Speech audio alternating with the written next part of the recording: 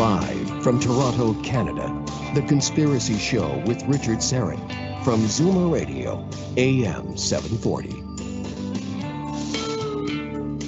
Welcome to the Audio Imaginarium. Come on in, weary traveler. Well, you know what? I'm weary just like you, and if you don't mind, I'd like to dispense with the traditional opening of the show and just get right to the meat. I'm just not feeling it tonight. The intro, I mean. I'm totally into being here and doing this show. Don't misunderstand me. I need to be here talking about the things we talk about on the show. And let me say, it's January 10th, 2021, and I still don't trust the numbers. That might be my new opening going forward. Next week's opening. It's January 17th, 2021, and I still don't trust the numbers. Some of you screaming at the radio, you can't say that.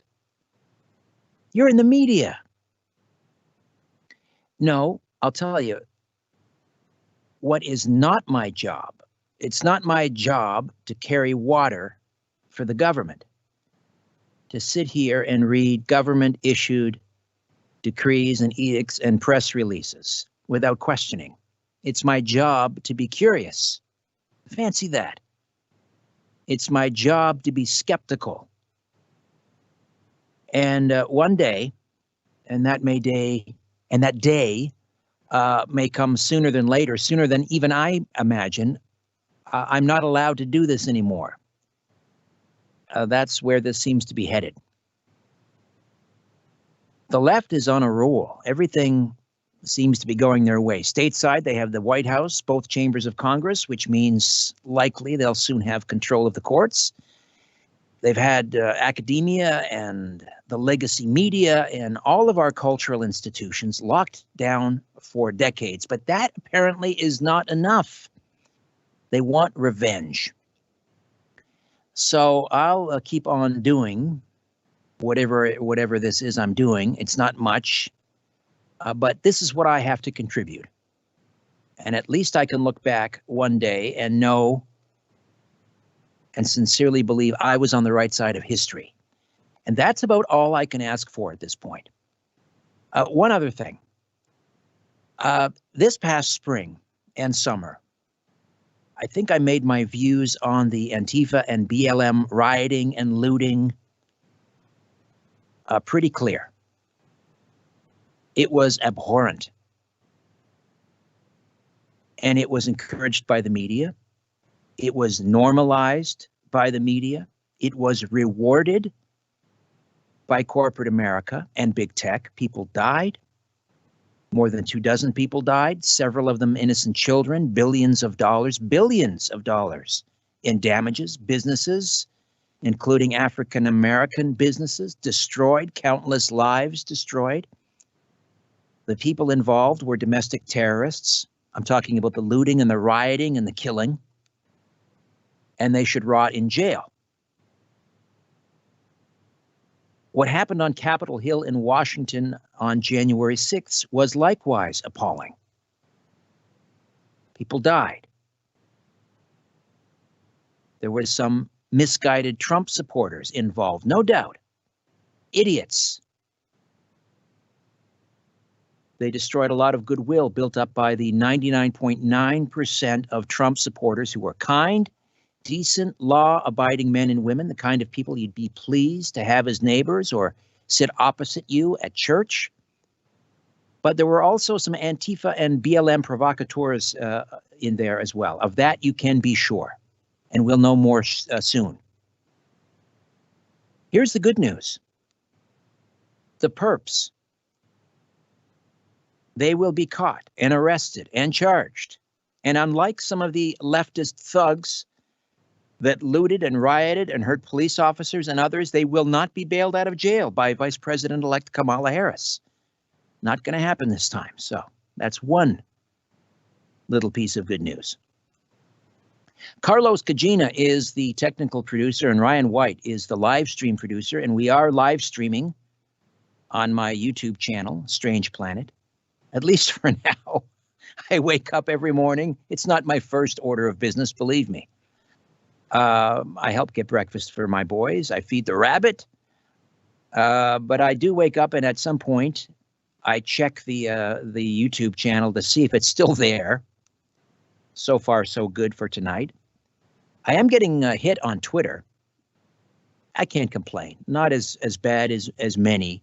Not like the real influencers out there. I have a relatively small following. I was around 72, 7,500. I kind of lost track.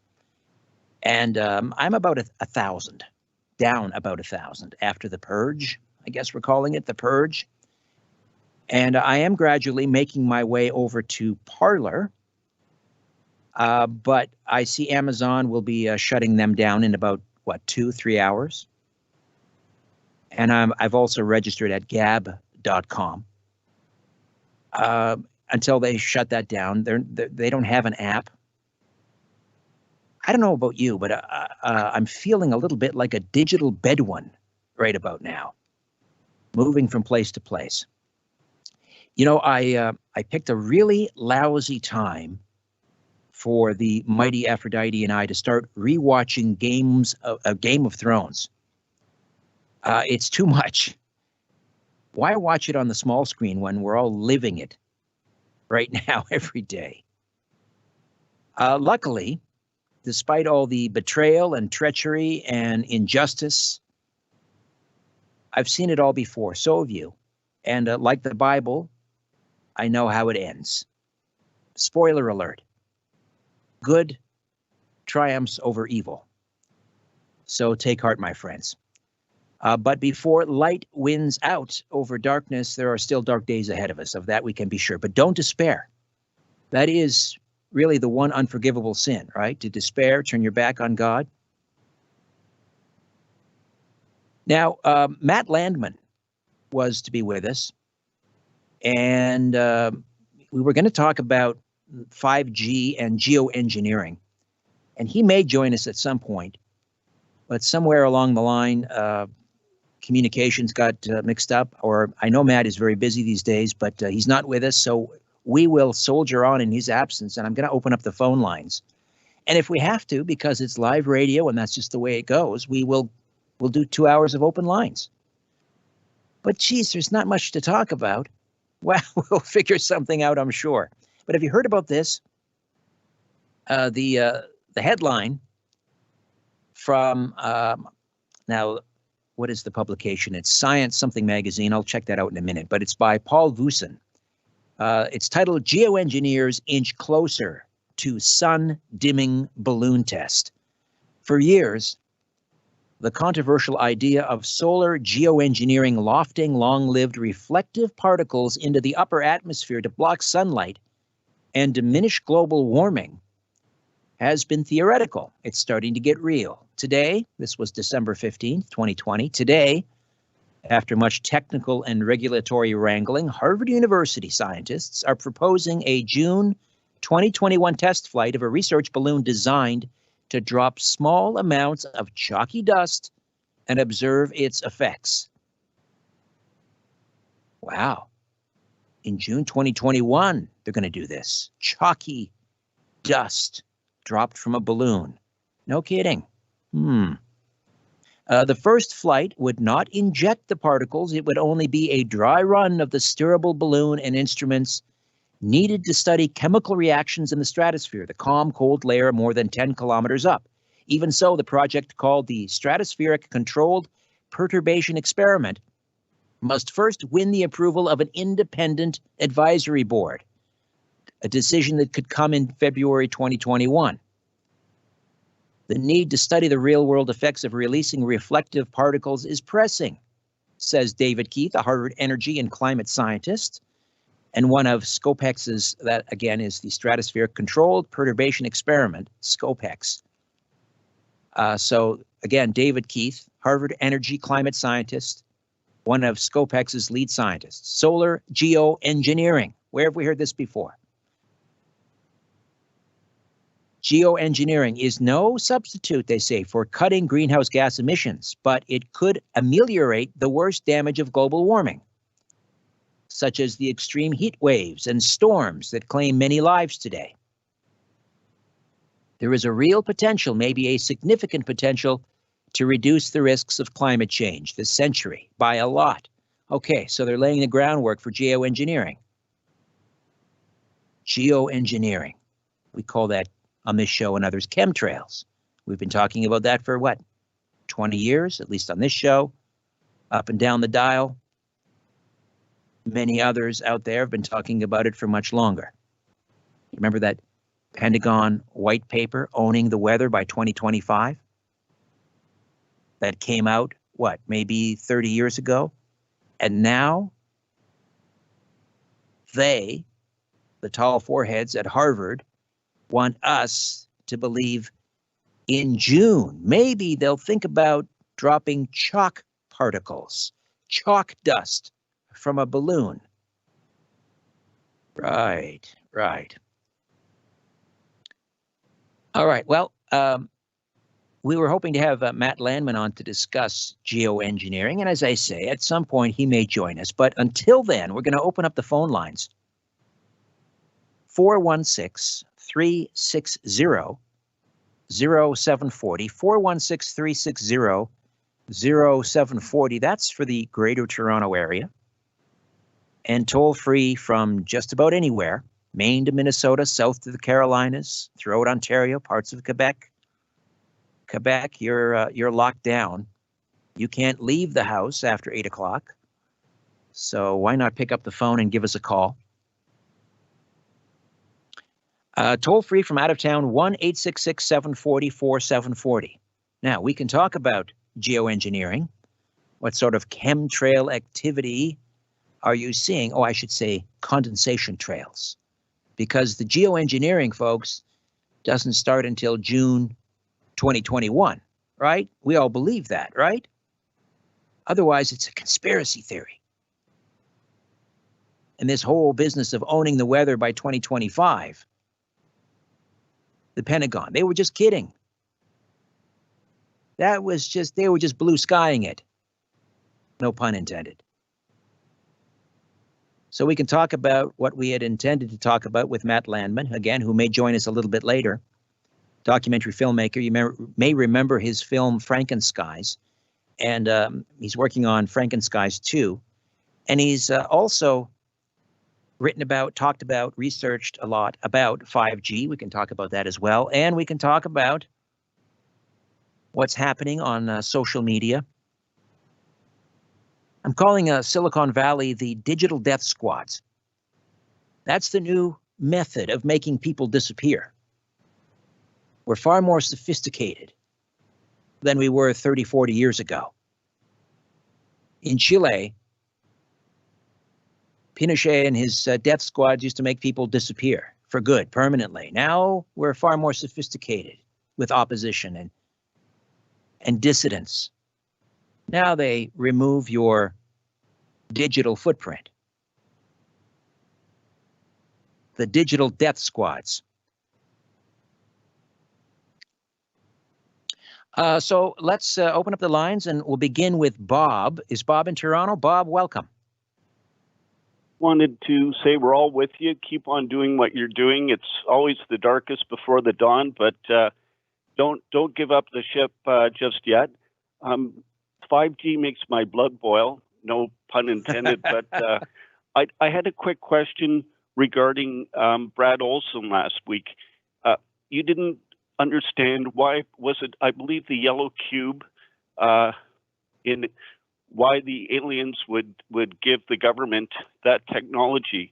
I looked it up, and it said under the Grenada Treaty that Eisenhower traded abductions for technology, and that was with the Greys, because we had a chance with the Nordics, and all they wanted in return was to give up nuclear arms, but instead they went with the Greys. Right. I think my question, Bob, to Brad was, if these aliens have to live under this prime directive, and we're all familiar with the prime directive from Star Trek, right? That's the Federation can't interfere with, I guess, sort of the goings on, the business of on other planets, the non-interference, that's the prime directive. If both good and bad aliens, let's call them, if they have to live by that cosmic law, why would they give that kind of technology to one side versus the other? I think that was my question. And Brad was kind of grappling with that as well. He didn't have an answer. I don't blame him. I mean, I don't understand it myself. I mean, I don't, if in fact that's what took place, you know, that certain individuals or groups were given this technology, I can understand why they might strike that deal with the devil, and I mean that quite literally. But that doesn't make sense if there is, in fact, a prime directive, and that probably indicates to me there isn't a prime directive. I don't think these, you can call them aliens, I'll call them fallen angels, I don't think they play by those rules. What do you think? Well, neither do the people that are doing what they're doing today. I mean, they're supposed to be following the rules, but they're breaking them for control. And an interesting person, if you have a chance to get on, is Paul Hellyer, a national treasure, if you have a chance, or Paul has Laura been on this Eisenhower. Paul has been on this program probably a half dozen times, and I'll, you know, as long as he's with us, God bless him, I'll continue to bring him on. He was on, I guess, the last time maybe 6 months ago. He had just completed another book, 96, still sharp, mind like a steel bear trap, and I have great affection and admiration for Paul. I don't agree with him on everything, but I would love to have him back on, and God willing, we will. Thanks very much, Richard. Hey, Bob, great talking to you. Thank you. We have Ed next. Ed, are you in Toronto? Where are you calling from? I'm calling from Milton. Good to hear from you, Richard. You too, Ed. Yep, I'm a long-time listener. No, just like Bob, I want to encourage you, keep digging. Yes, it's dark, and there's, I'm afraid, a whole more depth than you can put even on this radio show. I remember what they did to the great Gary Bell, you know, the spaceman. Right. Just down the dial and all that. So, yep, don't worry. You just keep digging, and there's plenty of other things that you can do. Just a word of encouragement. Well, I appreciate that, Ed. Thank you. I mean, I have no intention of willingly giving it up, but the decision ultimately is not mine. And I'm just looking at trends right now, and the way things are going, and trying to be realistic, and asking myself, you know, how much longer will a program like this be allowed to continue? And the management here is absolutely amazing and courageous, and I have deep appreciation for Moses Neimer and everyone here at Zoomer Media, and also my syndicators, syndication.net down in the US. But, you know, they, at some point, you know, they might feel that there's too much at stake here. There's too much pressure. I don't know what can happen. I'm not going to judge. I'm going to sit here and do the show for as long as I can, and until I can't. Yep. And so you're still under the stairs, Old Thornhill? Yes, although I'm doing the show from Zoomer tonight. You know, for my own mental well-being, I got to get out of the house once in a while. And driving down the Don Valley Parkway, there's 3 other people on the road at 8 o'clock, and we don't have a curfew here yet. It could be coming, but I almost feel a little bit of satisfaction. It's almost like me kicking back or pushing back. It's silly, really. I mean, I'm not that rebellious, but it feels rebellious being out, coming into work, coming into a radio station and doing the show, if for no other reason than my own mental well-being. Okay. Yeah, my wife is sort of reminding me, when she heard about Kamala Harris, she thinks you might be a bit on the ignorant side. Just a note there. Who might be a little bit on the ignorant side? Because she's done some research, and she's hoping maybe you can catch on to, because you made a comment about the Kamala might behave differently from, say, the Trump.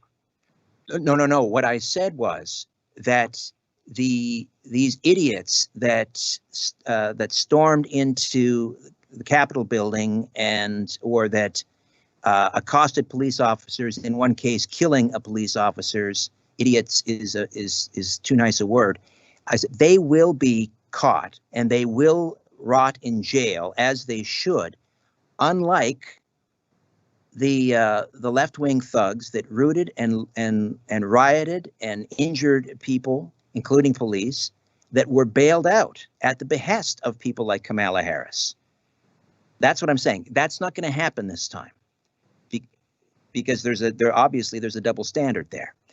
They both left and right. If they riot, if they loot, if they destroy property, if they injure people, they should rot in jail. But I'm saying the perps in this incident on January 6th, they're not going to be bailed out like the members of Antifa and BLM. That's not going to happen this time. So all I'm saying is that that's one piece of good news. All right. Well, thank you for the call, Ed. We'll come back and continue with open lines until we hear from Matt Landman, activist, documentary filmmaker. We're talking geoengineering. Let me get your take on this project to dim the sun. Harvard University, Bill Gates supposedly a sponsor. Surprise, surprise. Back with more. Stay with us. Curiosity, or did the devil make you do it? What? Here's a resolution for 2021. Reduce stress and enhance your immune system. ESS 60 from C60 Evo. C60 is the carbon-60 molecule known to deliver more than 172 times the power of vitamin C. 172 times. ESS 60 is the purest form of C60, a known antiviral, antibacterial, and anti-inflammatory remedy that works. ESS 60 neutralizes free radicals from cell metabolization and external toxins to help minimize inflammation and maximize detoxification. Further, people report better sleep, more energy, and renewed mental clarity when they take our ESS 60 organic oil. To order your miracle molecule ESS 60, go to c60evo.com/Richard-Syrett. c60evo.com/Richard-Syrett. Buy now and save 10% by using the coupon code EVRS at checkout. Again, use the coupon code EVRS at checkout.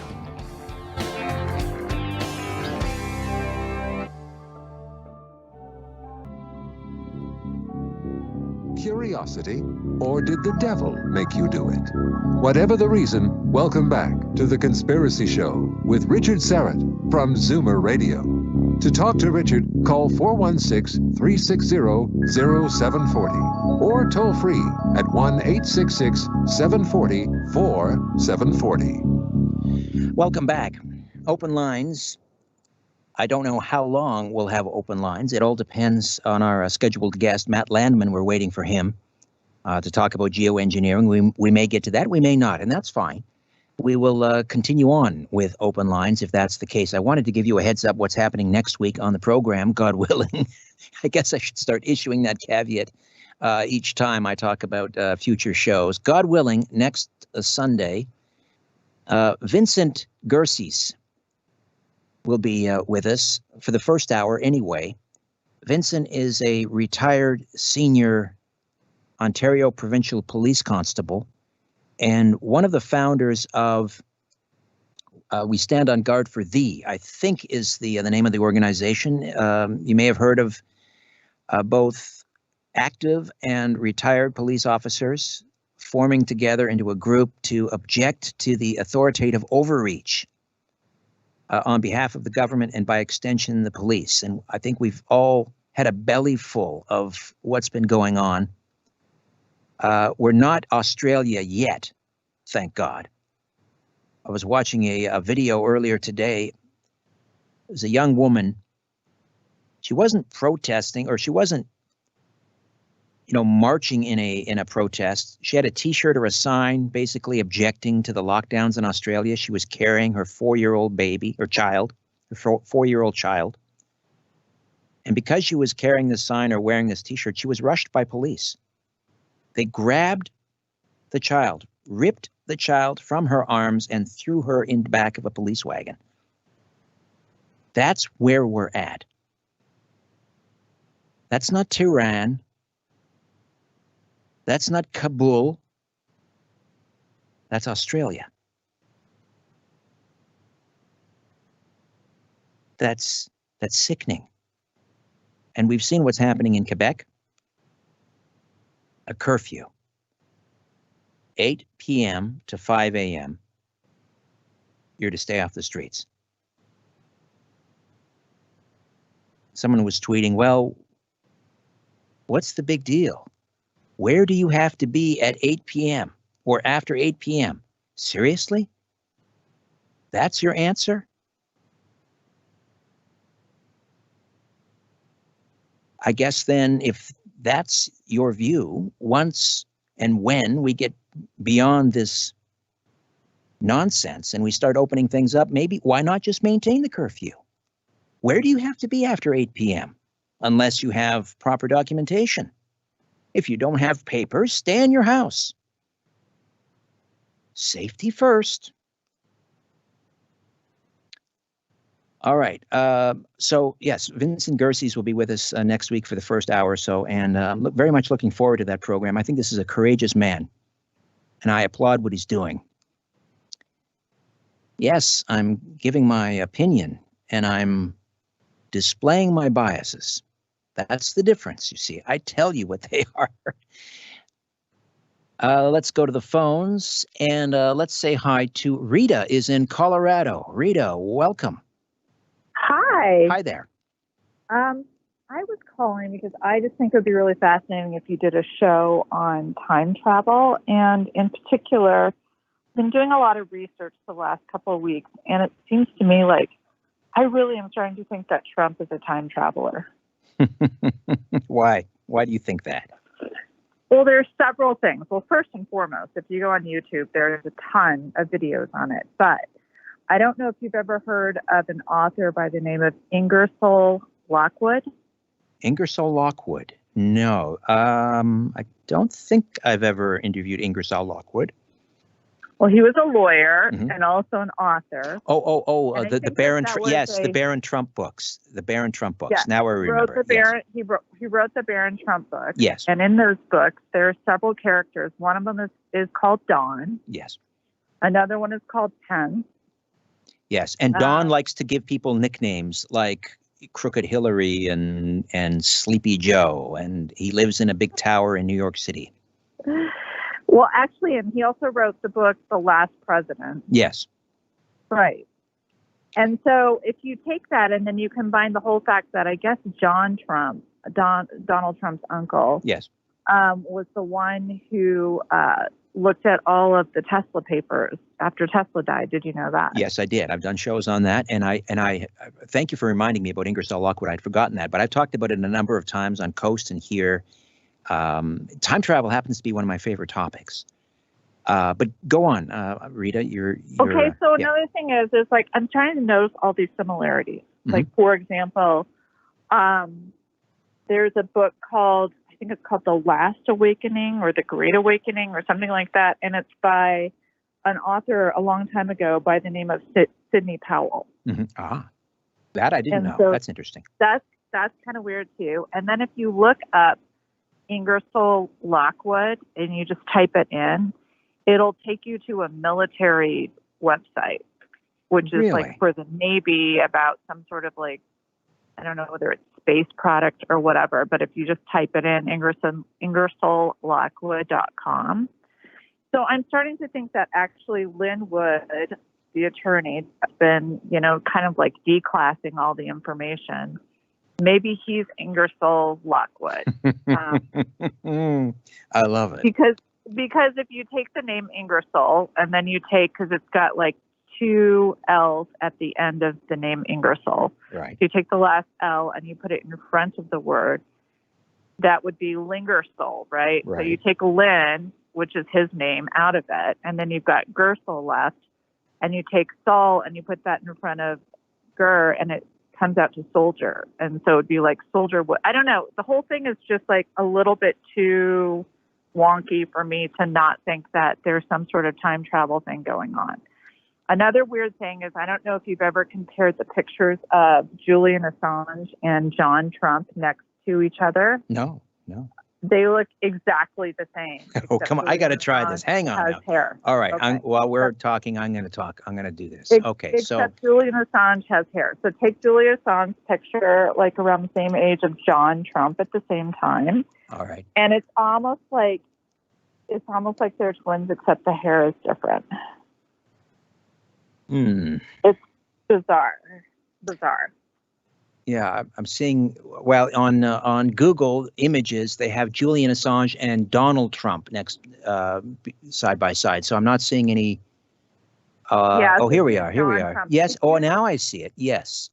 Interesting. Yes, that So same. if you just go to Twitter and you type that in, like, there's so many people that have already been bringing that up. Okay. Yeah, I see it now. I see John and Julian. Yes, I suppose there is. Yeah.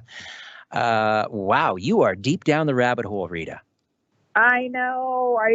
It's terrible. No, it's not terrible. It's not terrible. Just don't. You know what? It's kind of fascinating, though. It is fascinating. Just don't let it. Time travel back to fix everything. Just don't let it take over your life like it has. Let my life serve as a warning to you all.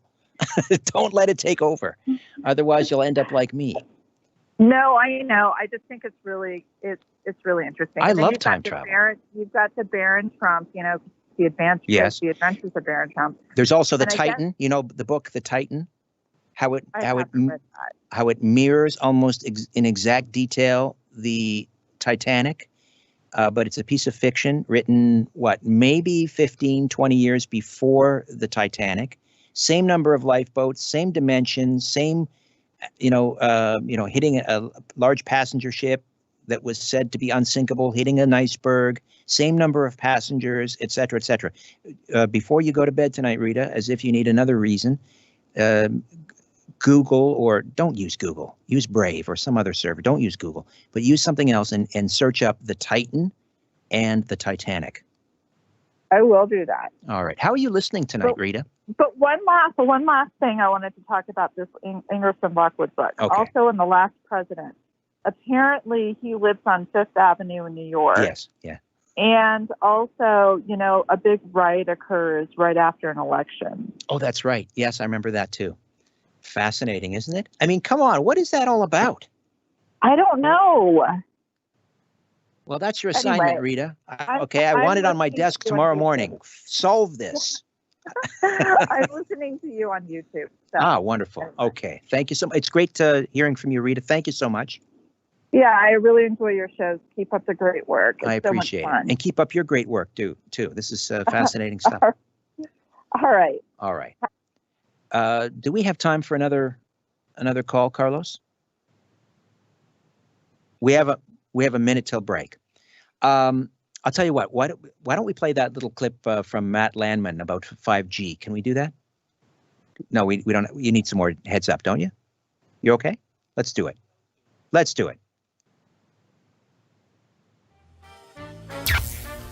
Turn your home into a microwave oven for the holidays. Time to join the Smart Meter 5G revolution. Light up your whole house with radio frequencies. Leave your goose on the dining room table to cook. How convenient! At 6 gigahertz, feel the wiring in your home turned into a 5G microwave antenna. There's no need to plug in your Christmas tree lights anymore. They'll light up all by themselves just from the RF in your living room. And so will you. Feel festive from all the pulsing RF shredding your DNA. Use your cell phone to call all those uninvited relatives and watch your own energy field light up just like your Christmas tree. We've decided smart meters and 5G are safe. Goodness, no need to do health studies. We'll cook your goose.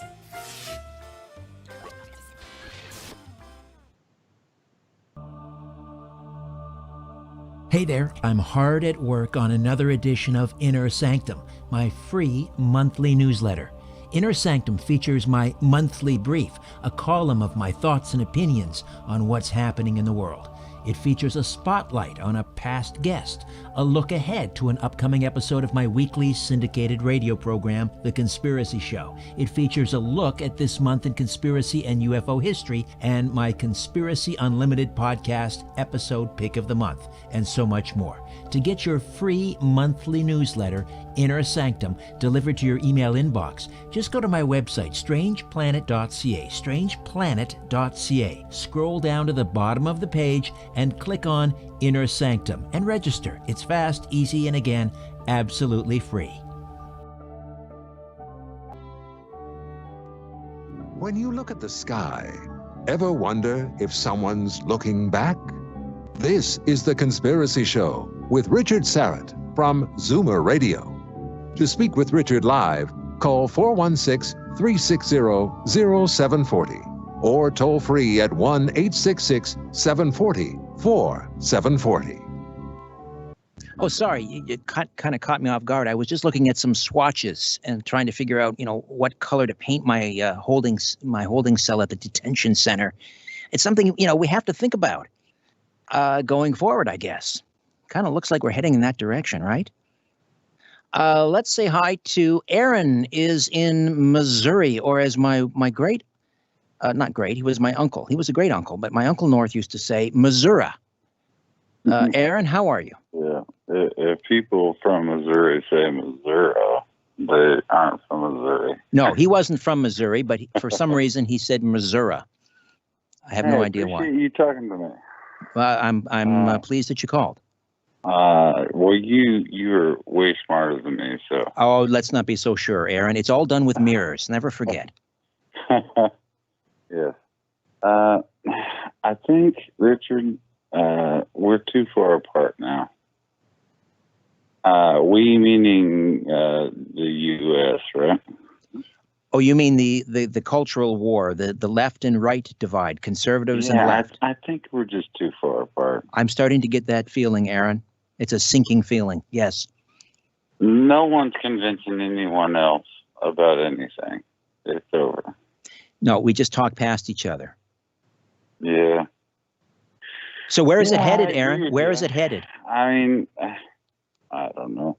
You tell me. You're smarter than me. Oh, I'm not smarter than you, Aaron. And I always feel when I weigh in on American politics, like a bit of an interloper. I mean, I don't mind talking about it, but then when I'm speaking directly to an American and they're asking me for my opinion, as I say, I feel like an interloper. But sometimes sort of a disinterested party can offer some insights. It's easier to figure out what's going on if you're from the outside. Well, possibly. The only caveat I would issue is that I do have a huge vested interest. I'm not a disinterested party. I love America. I have a huge emotional investment. I have some family down there, and I feel, in many respects, very American. So that, cards on the table. My fear is that things are going to could unwind very quickly.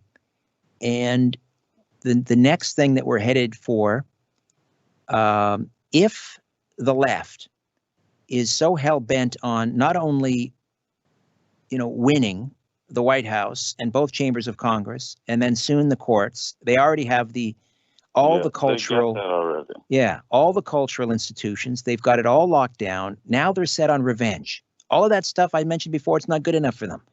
It reminds me of King Joffrey in Game of Thrones.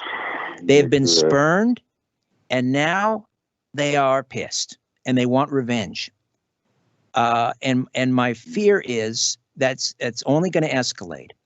This, Forbes magazine recently announced. Forbes magazine, of all people, of all places, said that they're gonna target. When I say target, I mean they're not going to hire them. Trump administration officials. That's just for starters. And then eventually, where this is leading, right? Trump supporters. Oh, yeah. They've already announced, people on the left, people that were former Obama administration officials, were taking names, right? Whenever I hear things like that, I mean, there used to be little snot-nosed brats in public school. When the teacher left the room, they were the ones taking names. And then when the teacher came back into the room, Johnny got out of his seat. Billy threw gum at me. You know, those little They sniveling would be weasels. the ones like drawing a dick on the chalkboard. Well, Sorry yeah, about let's that let's be word. careful. Yeah, with the language. It's still kind Sorry of a about family that. show. But those sniveling weasels, those people grew up and now they run everything. And so they're taking names, they're making lists. It's going to make the McCarthy era look like a walk in the park. So that's what I see potentially on the horizon. I also see some states like Texas, maybe Tennessee, Kentucky. Texas is going to be blue in 5 years. Not well, maybe not so sure about that. I hear kind of conflicting things on that, but Everyone's moving there. yeah. But what I'm saying is, take their vote in politics with them.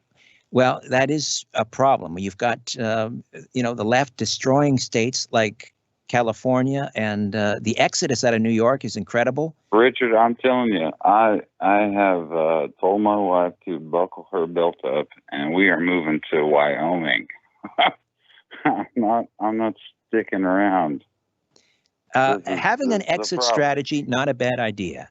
Thinking about a safe place to land, not a bad idea. Aaron, listen, great talking to you in the Show Me State, Missouri. I hope you'll call again. So where is it heading? I was about to say, you will start to hear rumblings about secession.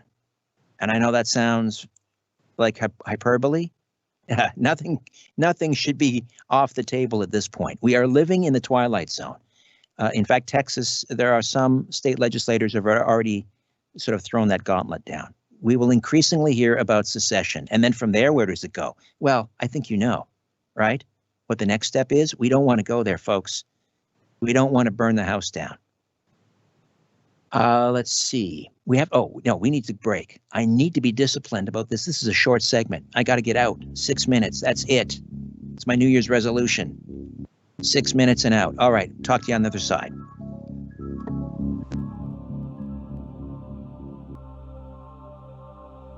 I don't need to tell you how important building and sustaining a healthy immune system is these days. And just in time, my good friends at Get the Tea are offering a special package called the Immune Builder. You get 1 month's supply of Life Change Super Tea. That's 8 bags. 1 bottle of Bioastin. That's 75 capsules. Now, Bioastin or astaxanthin is known as one of nature's most powerful antioxidants and provides a wide range of impressive health benefits. The Immune Builder also includes 1 bottle of Potent C Wild Alaskan Sockeye Omegas. That's 90 gel caps.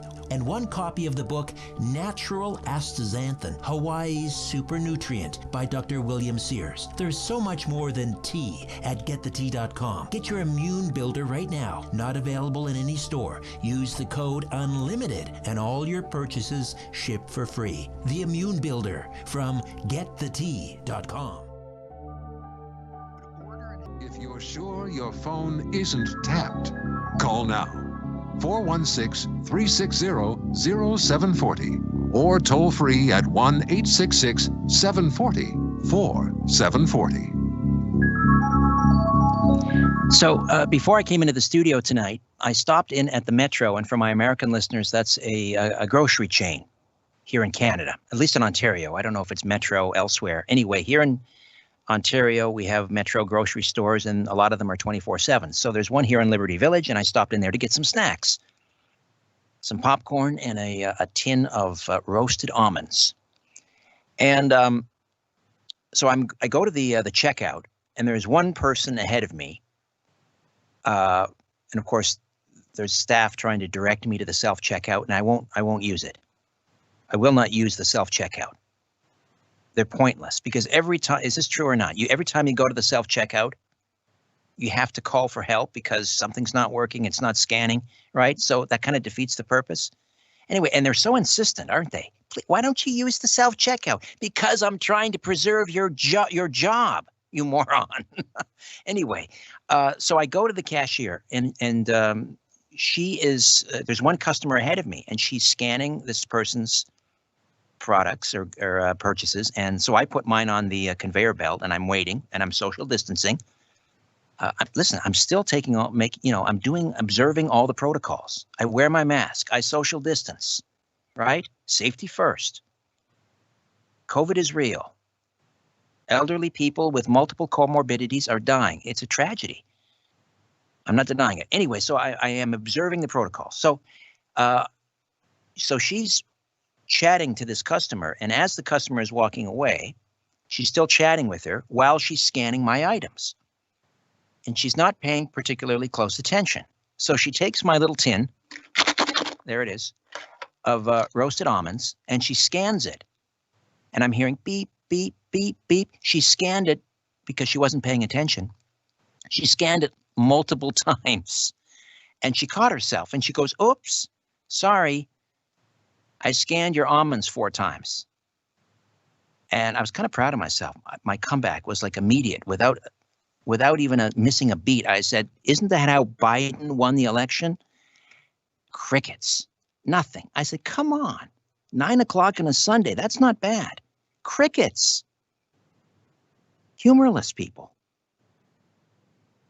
These grim-faced commissars that will be, directing me to my holding cell at the detention center. Come on. Just crack a smile. If you don't laugh, you're going to cry, and we can't cry. We mustn't despair. All right, let's say hi to Kevin in Buffalo. Kevin, welcome. Oh, hi, Richard. Hey there. Richard, just real quick, I actually met you maybe 4 or 5 years ago. I was really? Up in Toronto for Jim Marr's presentation. Oh, God bless Jim Marrs. Yes, that's right. Yeah, go ahead. Yeah. Yes. Anyways, it's good to talk again. I'm gonna actually. I believe that I'm actually hopeful for just for the immediate future of the U.S. Hopefully. Well, see, here's the thing. Biden could work together for all parties. So hopefully, people see that and just think, okay, at least 4 years, the lawmakers at least will work together, to get things passed. Well, the question is, though, what's going to get passed? And he doesn't need to work with anybody now. It wouldn't hurt to have a few Republican or Rhino votes on his side, and he'll get them. But the question is, what is he going to pass, and what are you so hopeful that he's going to pass? Well, you're right. Exactly. That's the thing.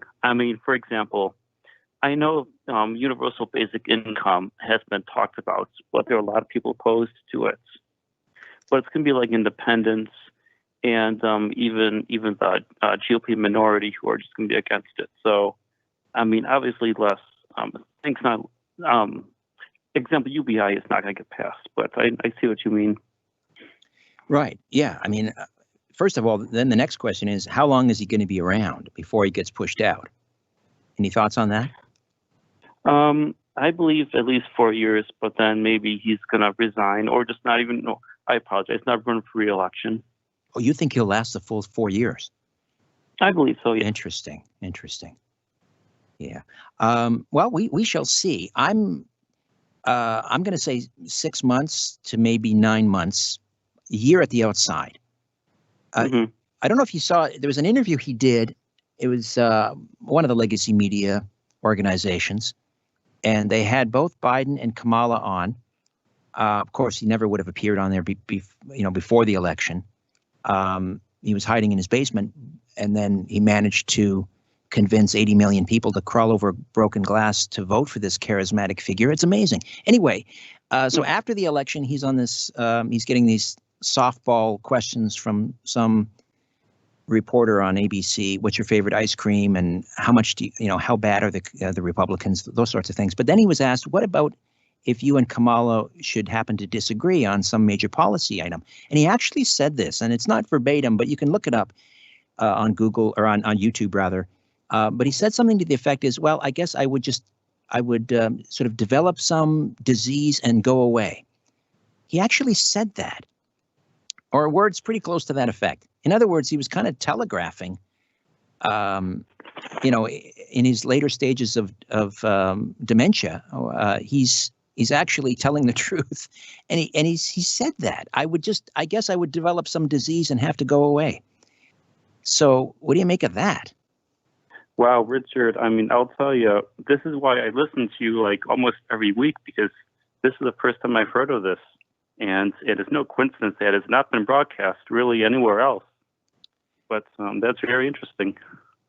All right, my friend. Well, it's great to hear from you in Buffalo. What do you think the Sabres are going to do this year? Oh, the Sabres, I mean, with Eric Stahl and Jack Eichel, holy cow, I think we're going to pretty much go to the playoffs. Really?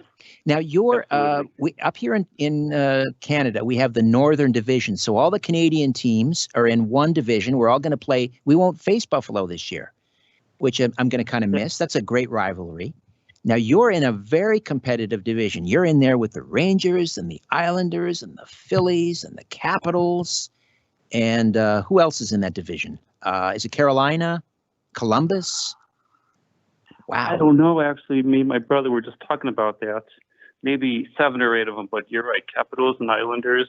Yeah. Definitely the Rangers, maybe within 500 miles, I think. Yeah, that's going to be a tough division. It's going to be a very tough division. I hope you guys deserve some success down there in Buffalo. I hope you. Yeah, I mean, exactly. In the Buffalo Bills, holy cow. I mean, I was on the edge of my seat. Hey, Kevin, great hearing from you. I hope you'll call again. Thank you. Okay. All right, 416-360-0740. That's in the Greater Toronto Area.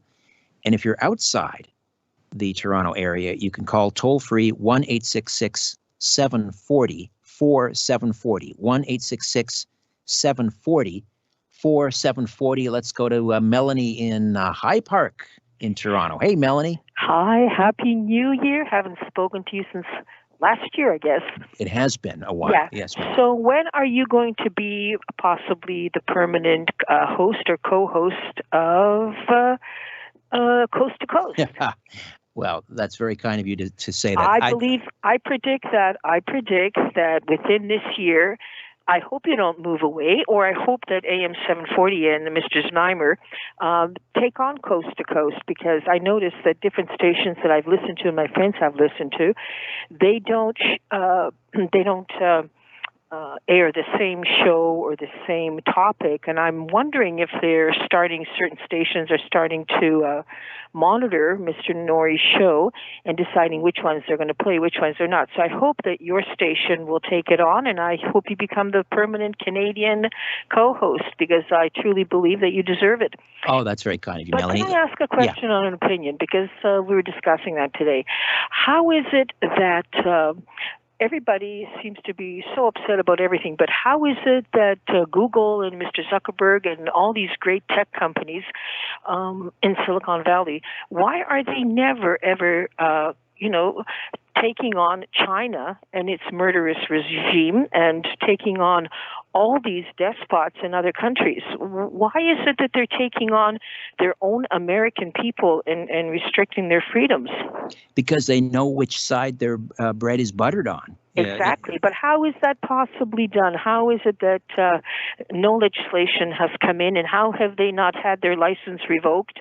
Because they said they're not going to be editors. They're not going to be, who I wish you would get on your program is Janet Parshall's husband, who's a constitutional lawyer. I don't know if you've heard the show, it's not Coast Coast, sorry, that's great too, but Janet Parshall in the Marketplace. Have you ever heard her program? I don't think so. Oh, you've got to listen to him. They're based, a Christian-based program, and they're on another Christian station here in Toronto, but just look up Janet Parshall in the Marketplace and listen to her husband, who's a very brilliant constitutional lawyer who was an atheist at one time, he is really speaking and respecting his Christian faith by saying, that making sure that only good and uplifting words come out of his mouth as a Christian, and which is very important. Well, that's a show I could get behind, and I will check it out. Oh, please check it out. Janet Parshall in the Marketplace. All right, Melanie, thank you. Have a blessed week to you, your family, and believe me, things are going to die down because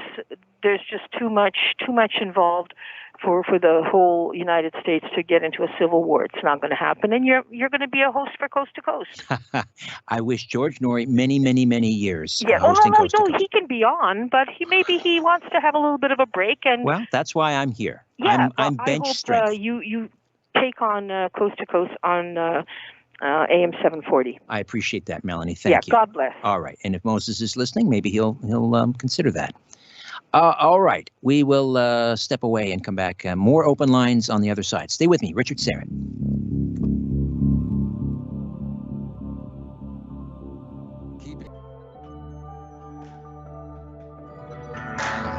Live from Toronto, Canada, Earth, The Conspiracy Show with Richard Syrett on Zoomer Radio. Hey, thanks for inviting me into your home. Long-haul truck, RV, camper, taxi, your parents' well-appointed basement with the simulated wood paneling, electric fireplace, and the painting of dogs playing poker. Your loft, that greasy spoon just off the interstate, and your cabin in the woods. So before I arrived, I mentioned the grocery store story, didn't I? Sorry. This is what happens as you approach 57 years of age. The synapses just don't fire the way they used to. I already told that story in hour one. I won't tell it again. Okay. We are continuing with open lines. Matt Landman, our scheduled guest, we'll try to get him back on. He was to join us to talk about geoengineering and 5G. There's a lot happening in that regard right now. Harvard University wants to literally launch a trial balloon in June of 2021 to drop chalk dust, as they call it, into the atmosphere to test the feasibility of reflecting the sun's rays back up into the stratosphere to forestall global warming. And apparently Bill Gates, surprise, surprise, is one of the individuals or people funding this. That's not a surprise, really. What is surprising is that they expect us to believe this. In 2021, they are expecting us to believe that only now are they going to start experimenting with the weather. After a major, major white paper by the Pentagon that was released, I think about 30 years ago, I'll have to check the exact release of that. It was called Owning the Weather by 2025. They're already doing this and much more. Geoengineering. See, this is the strategy. You do something for 30, 40, 50 years, and then at some point you decide, okay, let's ask people or let people know that we're doing it sort of through the back door. Well, we're thinking about doing it. And now, well, we tried it. They've been doing it for a very long time. Is it to forestall global warming? I don't think so. So we can talk about that if you'd like. We can also talk about the U.S. election. We can talk about COVID. Now, here's something interesting, or I would say curious, disturbing, maybe even. So in Quebec, there's a curfew there. Absolutely unheard of. It's a stain on our democracy that the government would use this kind of power. So you have to stay in your house from 8 p.m. to 5 a.m. Well, where would you be going after 8 p.m.? Seriously? If you're asking that question, you must have slept through civics class. You have no understanding about the basics of what it means to live in a free society.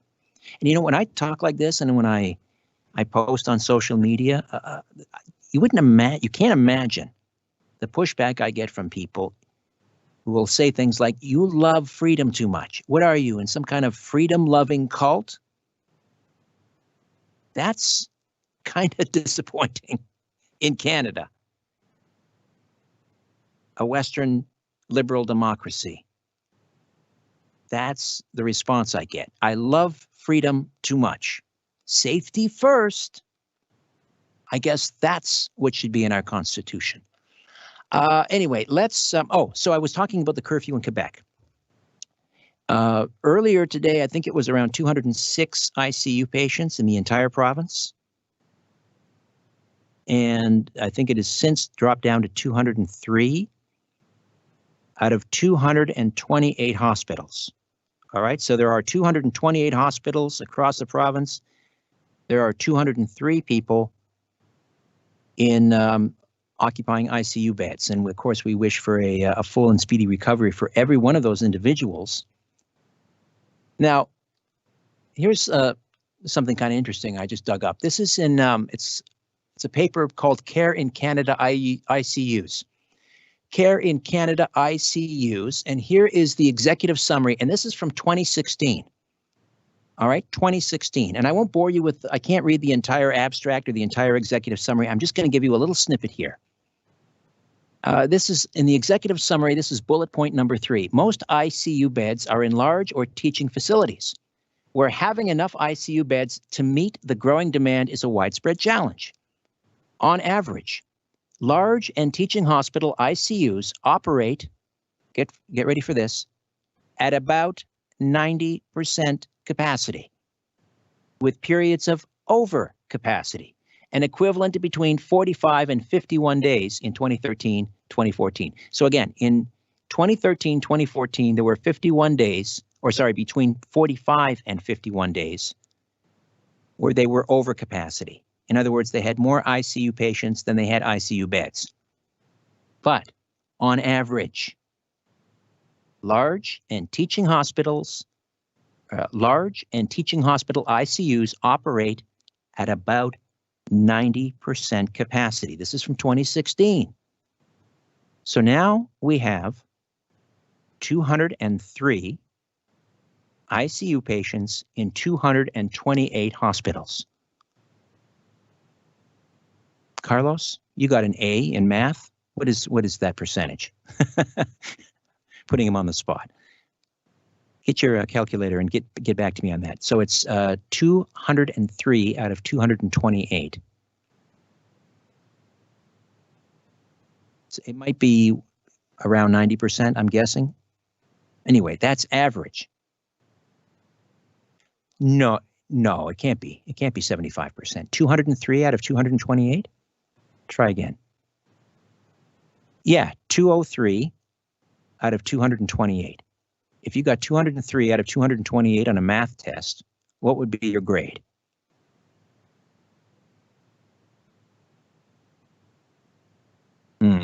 Okay, I'll check that again in a second. That doesn't seem right. Let's say it's around 90%.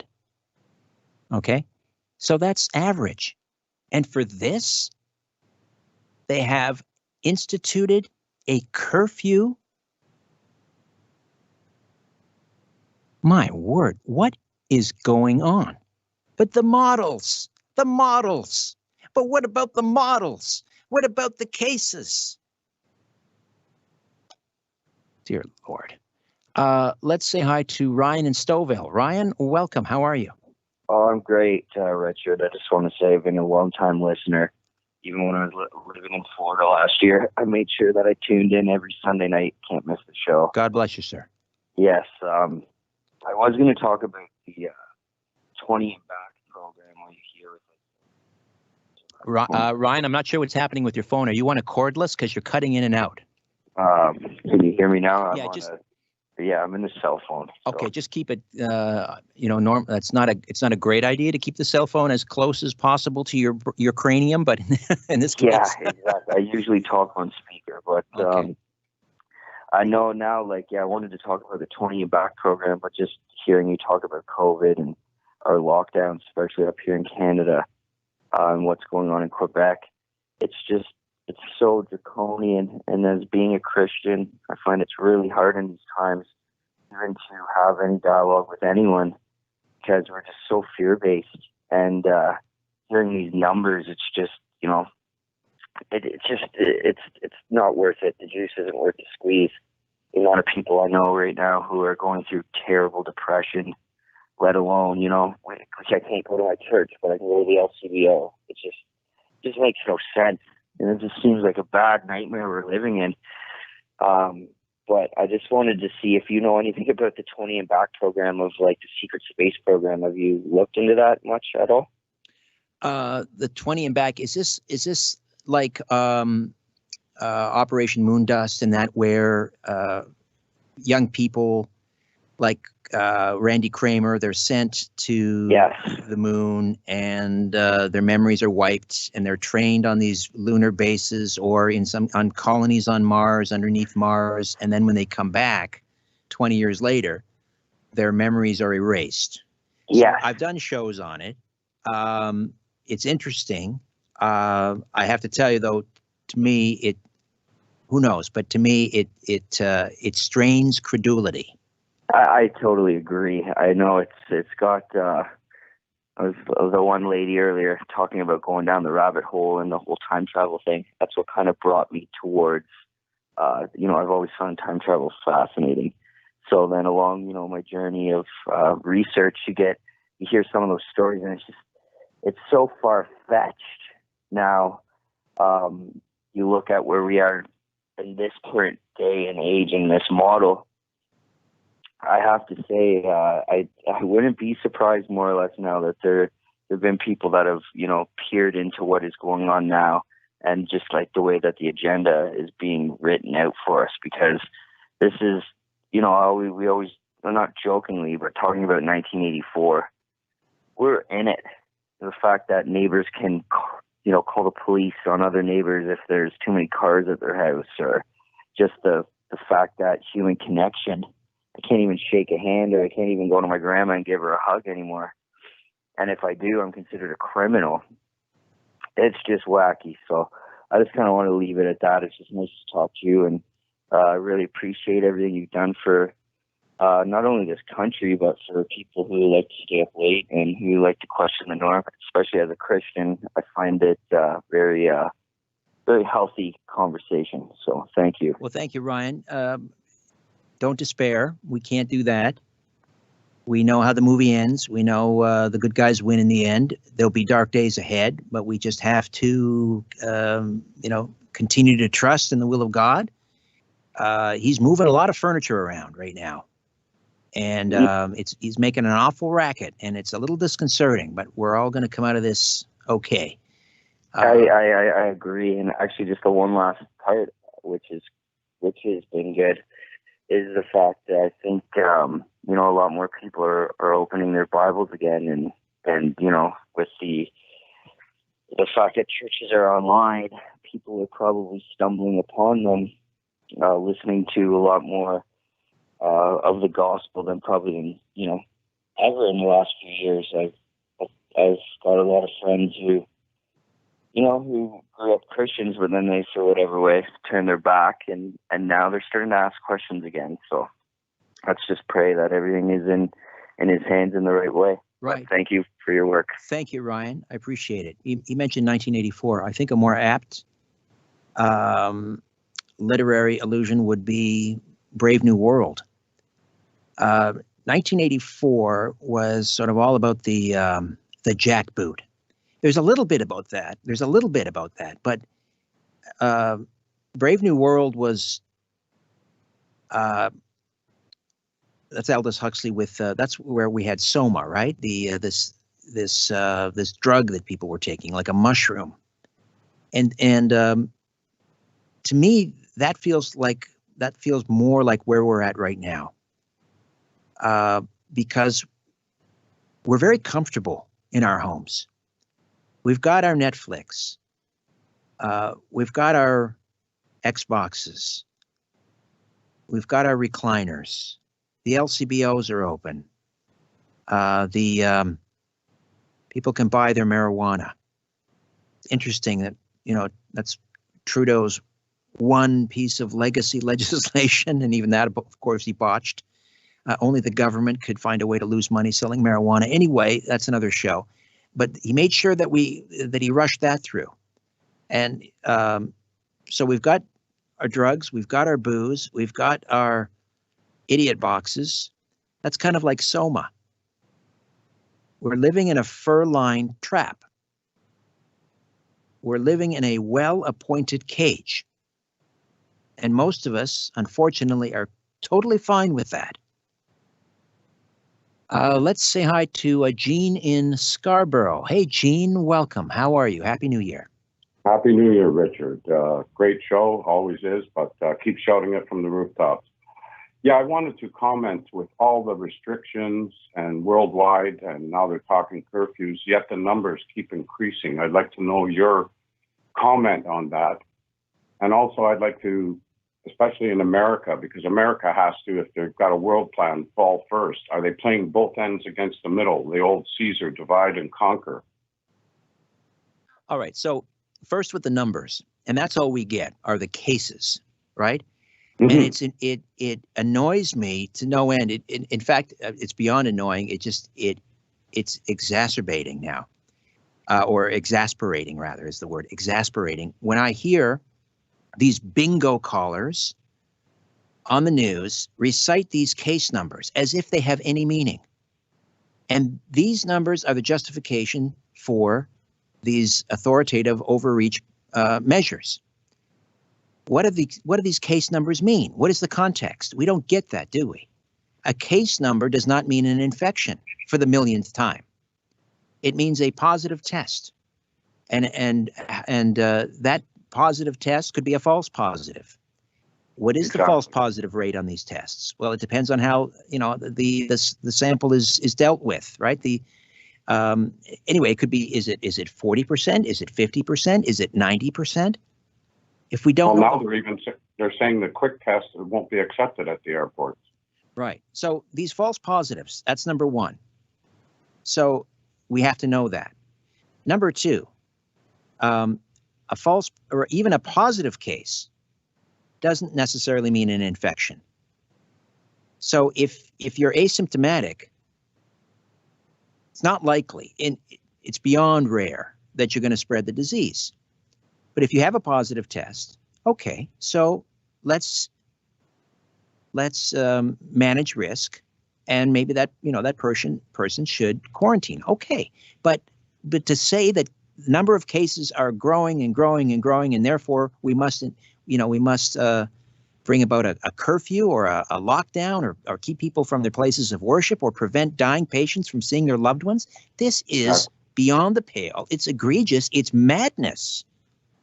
And yet all we hear every day ad nauseum is case numbers. Totally meaningless. Totally meaningless. 203 ICU patients across 228 hospitals, which is average. Yeah, that'd be about 88%, I think. It's 88%. Thank you. 90% on average is the capacity of ICU beds in Quebec. And for this, they are putting people under curfew. This is a blight, a stain on our democracy. I don't know exactly what it is. At first, I believed the whole thing, okay? But I listen to your show, I listen to Coast to Coast, and I think. And in my opinion, they're preparing us for something else coming down the pipe. What do you think that's? This is just the trial run to get us used to it. But I don't know what it is. I don't know. Maybe an economic collapse. I don't really know. I'm just speculating there. But my last comment, what do you think about the old playing both ends against the middle? You know what I mean? Like Trump, okay, he's got his supporters, and I understand people. As you said, most of them are great people. And in the democracy, that's part of the thing. We agree to disagree. But they're playing both ends against the middle to get their way, to get us both fighting. No question. I no question that that's going on as well. And the communist Chinese are sitting back and loving every minute of it. And there is an enormous amount of communist Chinese party infiltration into Canada and the United States. I'm not talking about the Chinese people. No, you're absolutely right. I'm talking about communist Chinese party officials. And they were just trying to buy a gold mine up in Nunavut, but they were stopped. Yes, finally, some common sense from our boy king. They have made their intentions very, very obvious and transparent. They have declared war against the West. Why don't we take them at their word? Well, I guess the ones at the top, greed's got the best of them. I, for lack of a better answer. Anyways, I'll let the next caller come and keep rolling, brother. Keep rolling. Gene, thank you so much. Happy New Year. You too. All right, let's say hi to Bill in Cleveland. Bill, how are you, my friend? How are you, Richard? Great. I love your city. I love what you've done to your downtown. Thank you. We get knocked a lot. You know, it's like, you know, what's the old adage? Canada's the nice people to live above the biker bar. You know what it is? Those people haven't been to Cleveland in 45 years. Cleveland, we should do in Toronto what you've done. You have this incredibly beautiful theater district. You have preserved your architectural heritage. And someone was saying, I was talking to my good friend down there. When I went down to Cleveland a couple of years ago, we met for a beer. Jim Harold, one of the pioneers in podcasting, the paranormal podcast. Jim is from Cleveland. And he said, he said, you see this? This is LeBron James. He said this all happened because of LeBron James. Now, I don't know if that's true, but a lot of it had, but I mean, LeBron was a big part of it. Yeah. I mean, I disagree with LeBron on about everything, but God bless him, he brought us a championship for once. But, right. But his politics are, way out there. I agree. But I think you got to state it. I mean, he knows more about basketball than I could learn and forget or whatever. But but what the thing is Richard, you're right. The numbers are skewed on everything. Like the COVID-19, the election. I mean, this election, I just saw a tape on, YouTube or one of these things before the internet. Biden on Halloween was saying, I don't need your vote. Now, he's a politician. Yes, I heard that too. I don't need your vote. I need you after the vote. Yeah. Now, it's kind of like you're a politician saying, I don't care if you vote for me or not. Now, the 4 days before an election, wouldn't you be hustling? You had Trump had the rallies in the whole 9 yards. It's like, wouldn't you be pounding that out? Like, you come and vote for me and stuff. He could have cared less. And for the whole 6 months, he's just sitting around. And when this riot at the Capitol, it was blown up in 1971. They blew up a couple of rooms, the Weather Underground. And Obama released her. But Trump requested National Guard be present at both the rally and the Capitol building. Yes. And a D.C. mayor named Muriel Bowser said absolutely not. Now, I mean, it's like, even if the Trump people aren't rowdy, if there was 3 million Antifa there, we could figure that out. But that when you had that amount of Bill, people, pardon the interruption. I'm late for a break. Hold on. I want to keep talking to you. We'll take a quick time out and come back. More of the Conspiracy Show on the other side.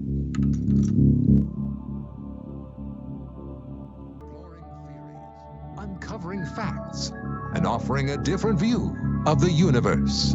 This is The Conspiracy Show with Richard Syrett on Zoomer Radio. To speak with Richard live, call 416-360-0740 or toll free at 1-866-740-4740. And you can follow me. I was going to say on Twitter. Okay, fine. I'm kind of winding that down. They're knocking off about 1,000 of my of my followers, and that's fine. Badge of honor. I'm on Twitter at Richard Syrett, but you can also, I'm moving over to, or I have moved over to Parler, and I'll be posting there more regularly, except who knows what's happening with Parler. I believe Amazon has now shut that down. Apple, of course, has shut their app down, which is interesting. Someone on Twitter, I think it's Ashley St. Clair, who's a conservative influencer who I follow and admire, and she made a very interesting point about our friends at Apple. Do you remember the San Bernardino shooter, the radical Muslim terrorist who shot and killed? I'm not sure how many people it was. It was too many, obviously. One is too many, but it was a mass shooting. Do you remember when Apple refused to unlock his phone? Think about that. I mean, it's one thing to read it in a tweet, but now I'm saying it out loud. As I'm saying it out loud, I can't believe it. Apple refused to unlock this shooter's phone for authorities, and yet, all on their own, they've simply decided to shut down Parler because they don't like their opinions. They have the wrong opinions. This is where we're headed. The digital version of the Red Terror following the Bolshevik Revolution. All right. Okay, so maybe that was a little hyperbolic, but who knows? I mean, all bets are off at this point, really. They are out for revenge. If you're a conservative, if you're a Christian or a conservative religious person, keep your head down. Go about your business and keep your head down. Bill stays with us. Thank you for holding on through the break, Bill in Cleveland. Boy, Richard, you're right. you know, you hear these terms of cleansing, you know, and lists. They're making lists of Trump supporters. There's going to be cleansing of them. All this is pretty frightening. This technology, these people that run this thing have gotten way out of hand. And you got to break out some antitrust stuff and bust this up, because this is getting really bad. I mean, they're yanking people off for nothing, and it's scary. It's a frightening time. And you have, you know, and Trump wanted to. For one thing, we're in an AI war with China, and whoever wins that is, you know, it's like good night, Irene, to the other side. And they have to take that seriously. We have a grid that has to be reinforced, because if somebody pulls the plug on this whole Megillah, we're all sunk. And it's a frightening time. Joe Biden, you know, I mean, he's the most popular politician ever. I mean, he got more 80 million votes. He slaughtered Obama in the vote count. Yeah, who knew? Who knew, Bill? It was the charismatic Joe Biden who dragged Barack Obama across the finish line in 2008 and then again in 2012. Who knew? Without Joe's help. No, and when you see all this corruption, I think Canada probably needs a new political party. We definitely do, because they're both corrupt. You know, and I mean, the Democrats, I think, are much worse. But I think, you know, the Republicans are just spineless. They won't stand up for it, or they're involved in it too. And it's a shame. But we're going to lose our country, and you guys eventually will lose yours. Well, I think actually we're about maybe 10 years ahead of you. We have basically one party now.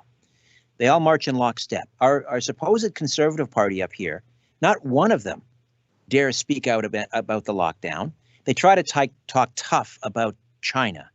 But the opposition leader, you know, essentially wanted to invoke the War Measures Act over COVID. So my God. There's not a lick of difference I know between them. Richard, I know two people that they nailed as COVID. They put them down. Now, the one woman had a stone cold heart attack in the kitchen. They told her husband, who is a broke guy, the guy has no money, that we're going to pay for it. You don't have to worry about the bill or anything. We're going to write it down as a COVID. He's in a rock and a hard place. He knows he can't. He said, okay.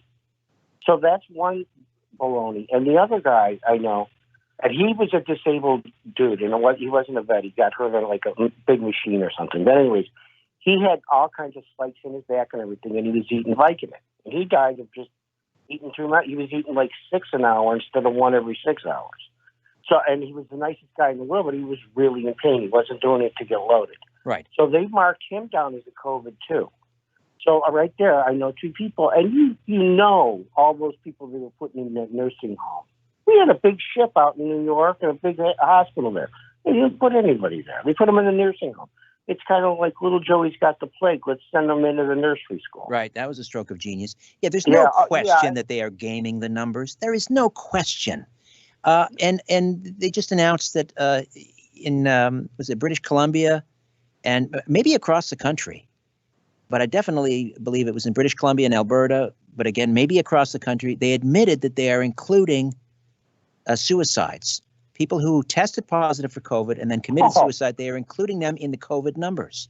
Well, I think they every time they do a test on somebody, it's like, let's say, you know, little Jane has COVID, and then they're going to test her the next day and add that on because she's like still positive. Well, they've incentivized it, certainly in the U.S. I don't know how they did it up here, but they've incentivized it in the U.S. Where you know, a Medicare will pay $4,000 for a hospital admission, but if they have COVID, it's $13,000, and if they put them on a ventilator, it's what is it, $39,000? Oh yeah, it's crazy. It's like they get a fortune for this. Well, they're losing money in other revenue. You know, the kidney, diet, whatever it is, the hearts and the this and the that. They're losing money on other operations and stuff, but they are making money on that. But the thing is you're like one of your last callers. I think it might have been your last caller. What is the end game to all this? I mean, what do they really want? What do they want to do? They want to control us. We know all that. And maybe they want to crush the economy. They're doing that. They want little guys out. I mean, you can sell your flowers at Walmart, but not little Bobby's flower stand next door. So what is the end game to these people?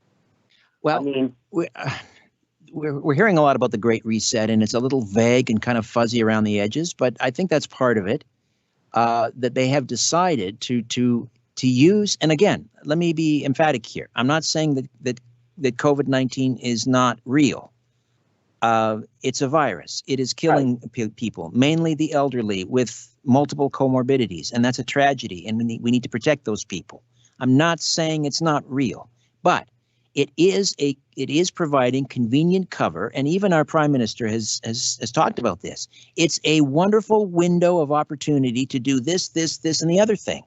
So that's what we need to look at, not the COVID necessarily, but the this, and the other thing. And but you're locking down a healthy population instead of the opposite. Instead of saying, okay, Aunt Myrtle's sick, we're gonna keep an eye on her, we're gonna put her there, but you go out and do your thing. They're locking down healthy people, and I have grandchildren, and they can't. They're gonna get to the point where these little kids can't read faces. This is all mental stuff. Before you're 6 years old, you're living in fear. It's abhorrent. It is a calamitous mistake that is being made.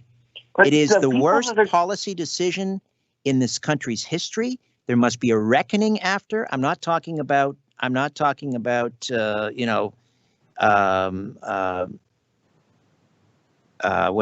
I trying to say here? I'm not talking about blood in the streets. I'm not talking about vengeance. Nobody wants violence. I'm not talking about that. I'm talking about thorough investigation. I'm talking about possible punitive damages being awarded. I am talking about the end of political careers. I am talking about a reckoning. This is a calamity. And this province, for example, in Ontario, is being run by maybe 30 public health officials. There's no transparency. We don't really know who these people are. They are essentially running this province by edict. And we have our premier who is scared, and he's confused, and it's the fog of war. He's just basically handed over responsibility for running this province to them. And we don't know who they are. And they are unelected, and they are unaccountable, and that's not how a Western democracy works. Bill, thank you for the call. I appreciate it. Let's see. We have to run. We'll take another quick time out. We'll get to Sheldon in Medicine Hat, Skip in Connecticut, and Stephen here in Toronto. Back with more of The Conspiracy Show. My name is Richard Syrett. Don't go away.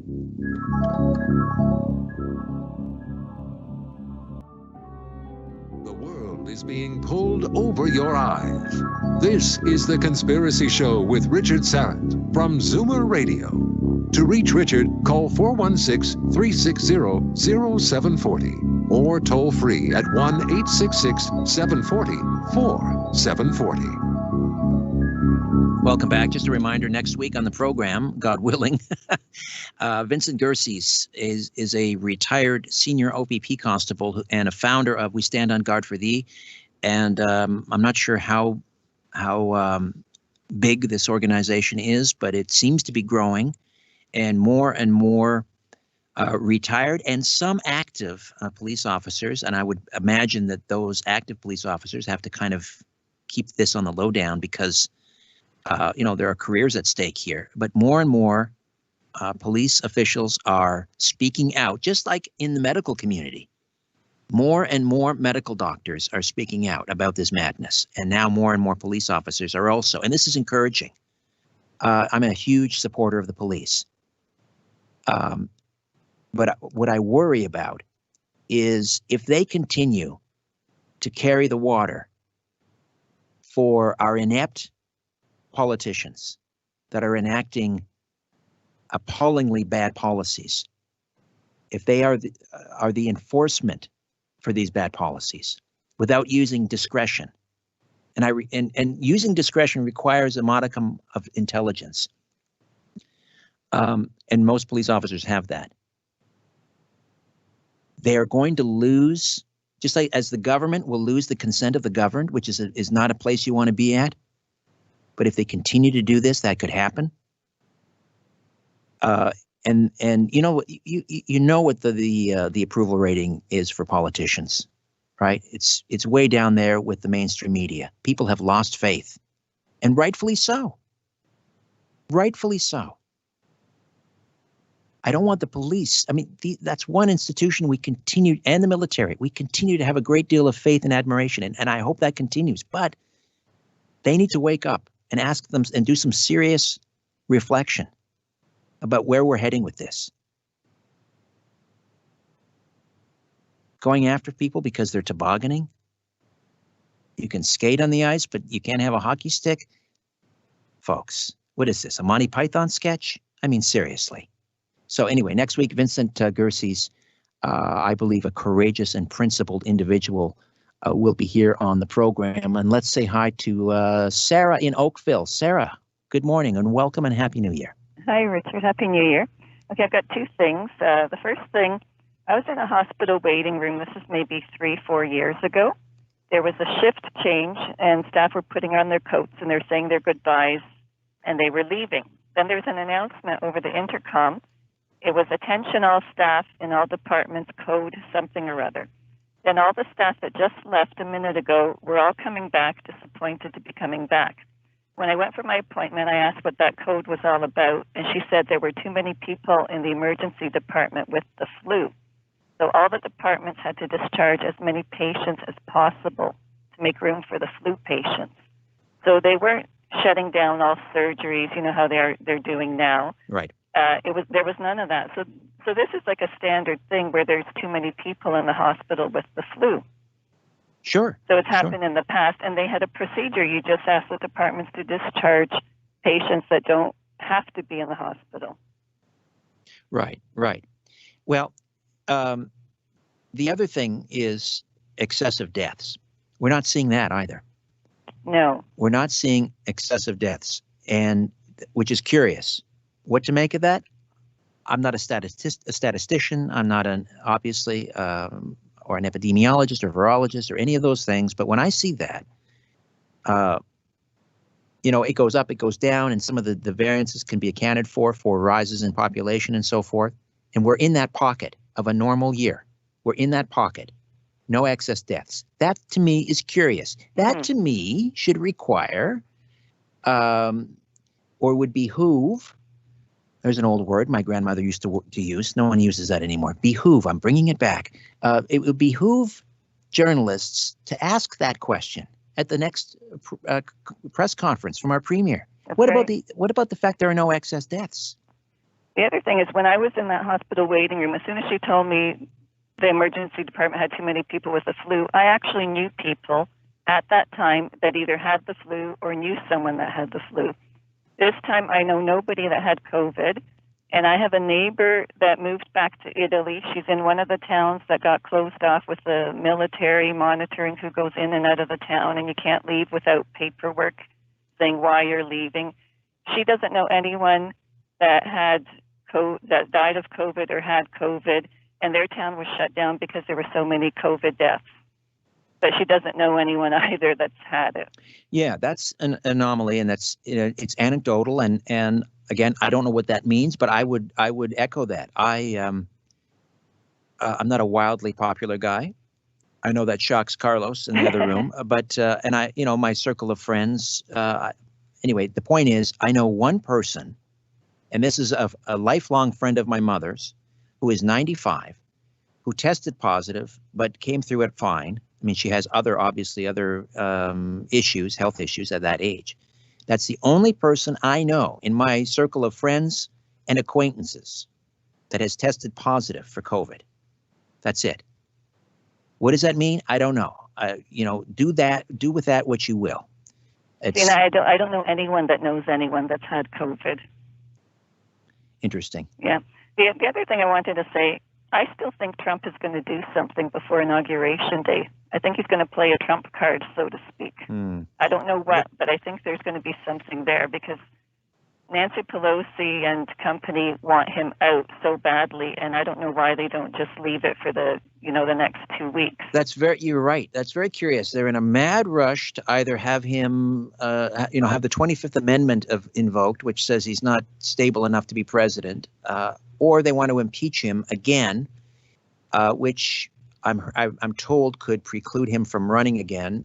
I don't know if that's true. But the other thing is, I've heard that too. If they get him out of office, what are they afraid of? What do they think he might do between now and Jan 20th? What could he declassify, for example? Declassify, or is there some constitutional thing that he can invoke? I don't know, but I think he's still going to do something. Well, who knows? I have to be honest. I'm almost at the point of exhaustion with all of these tweets about he's going to do this and then it never happens and he might do that. And I think Lynn Wood jumped the shark quite a while ago. Who knows? Maybe he'll be proven to be right. But at this point, I think we need to maybe reconcile ourselves to 6 to 9 months of Joe Biden and then two and a half plus years of President Kamala Harris. Lord knows Joe Biden has called it the Harris administration enough times, so he must know what's coming. I don't think either one of those is good, but. All right, I appreciate the call. Thank you so much. Great to hear from you. All right, back with more of The Conspiracy Show. My name is Richard Syrett. Don't go away.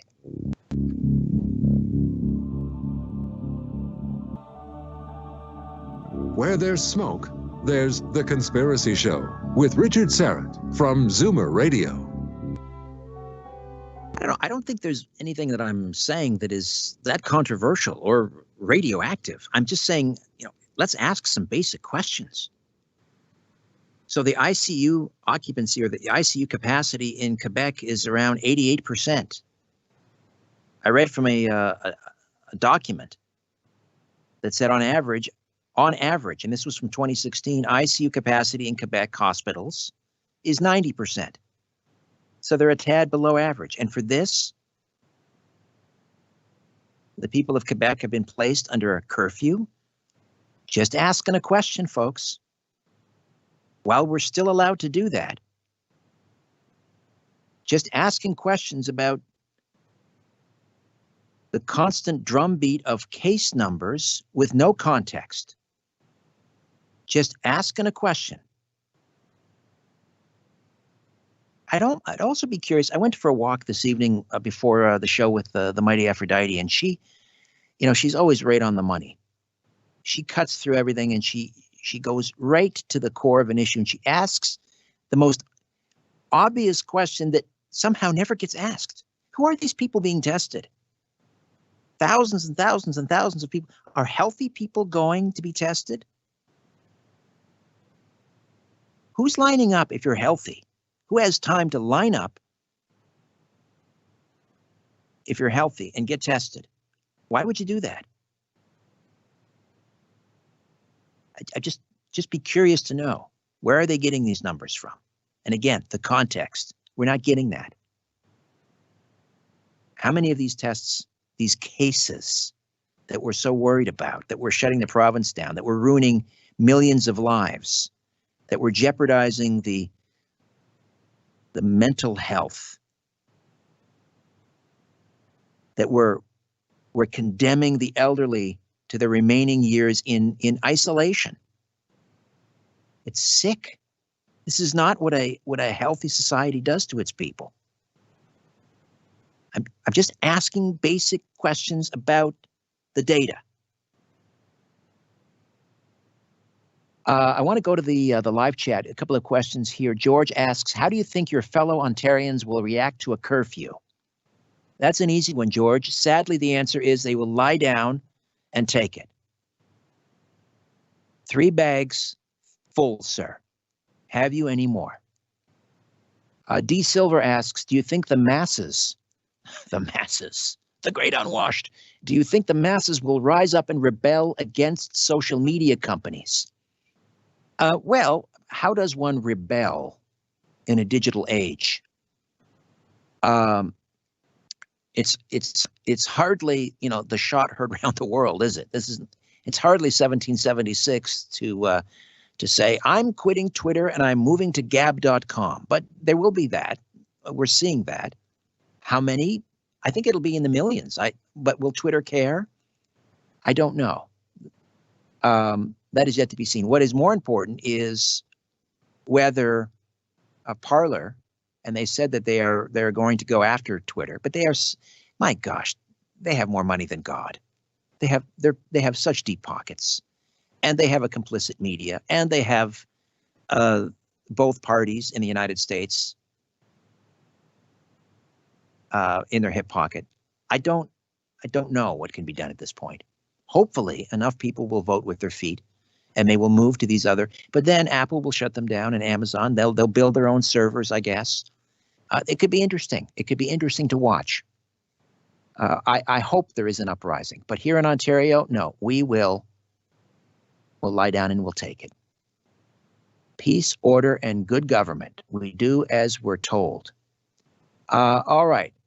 Let's say hi to Sheldon is in Medicine Hat. Hey, Sheldon, welcome. Hello, Richard. How are you? Got a fantastic show today. The few occasions that your guests go offline, I think you have the best shows, and this is the best show of 2021. Thank you. Thank you. I have a son that I was watching the news with on Thursday, and he made some interesting comments. My son is diagnosed with autism, but he's super smart, and his autistic obsession is cartooning. And he told me that in light of the events that were going on online, he said that it is amazingly coincidental. He said that Stephen Pastis, the writer, the cartoonist behind Pearls Before Swine, had to publish an announcement that the theme for the next week is coincidentally going to be on impeachment. And the character playing the president, it was purely coincidence that the entire theme is going to be on impeachment. And my son said that what was really bizarre, like we were watching the scenes in the U.S. Senate where this strange QAnon shaman named Jake Angeli was sitting on the seat in the speaker's chair in the, I think it's the Senate chamber. Yes. And I said to my son, this is a psyop. There is no way that this character, being as offensive as it would be to so many people, could be sitting in this chair and not raising alarm bells across the country, like rankly offending, judges and rankly offending so many of the American population without this being a psyop. And then my son told me, he said, "Oh, that's groundskeeper Willie off The Simpsons." And then I said, "Well, what do you mean by that?" He said that this was just played in an episode just recently, where groundskeeper Willie was standing on top of a pedestal in front of the Springfield Capitol, along with the Simpson family, and he said it played out in an episode around Halloween. And the episode was in October 2020, Treehouse Horror 31, Season 32, Episode 4.